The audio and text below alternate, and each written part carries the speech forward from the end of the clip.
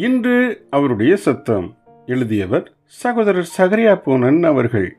நாள் செப்டம்பர் 8. ஆவிக்குரிய மனிதனின் 3 முக்கிய பண்புகள். ஒரு ஆவிக்குரிய மனிதன் தேவன் ஒருவனை ஆசீர்வதித்திருப்பதின் ஒரே நோக்கம் அவன் பிறரை ஆசீர்வதிக்க வேண்டும் என்பதுதான் என்ற உண்மையை அறிந்திருப்பான். 1. தேவன் அவனுக்கு அதிகமாய் மன்னித்திருக்கிறபடியால் தனக்கு தீமை செய்த அனைவரையும் மகிழ்ச்சியுடன் உடனடியாக மன்னித்து விடுவான். 2. தேவன் அவனுக்கு மிகுந்த நல்லவராக இருந்தபடியால் அவனும் பிறருக்கு நல்லவனாகவே இருப்பான். 3. அவன் தேவனிடம் இலவசமாய் பெற்றபடியால் மற்றவர்களுக்கும் தான் பெற்ற கிருபா நன்மைகளை இலவசமாய் கொடுப்பான். ஒரு ஆவிக்குரிய மனிதன் மற்றவரின் நலன் மீது மிகுந்த கரிசனை கொண்டிருப்பான். இழந்தவர்கள் மீதும் துயர் நிறைந்த மானிடன் மீதும் அவன் எப்போதும் மனதுருக்கம் நிறைந்தவனாக இருப்பான். நல்ல சமாரியன் ஊமையில் காணும் லேவியனும் ஆசாரியனும் தேவை நிறைந்த ஒரு சகோதரனை புறக்கணித்து சென்று விட்டது போல் அவனால் முடிவது இல்லை. லூக்கா 10:30-37 வரை உள்ள வசனங்கள்.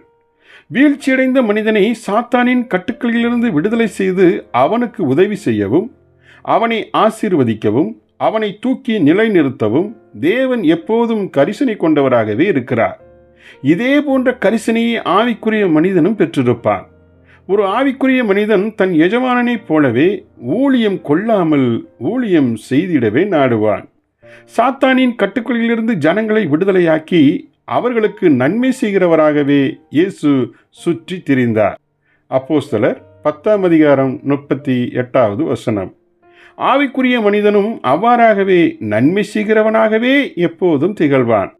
ஒரு ஆவிக்குரிய மனிதன் தான் பிறருக்கு செய்திடும் ஊழியத்திற்காக அவர்களிடமிருந்து யாதொரு பணத்தையோ அல்லது கனத்தையோ தனக்கு ஆதாயமாக ஒருபோதும் தேட மாட்டான்.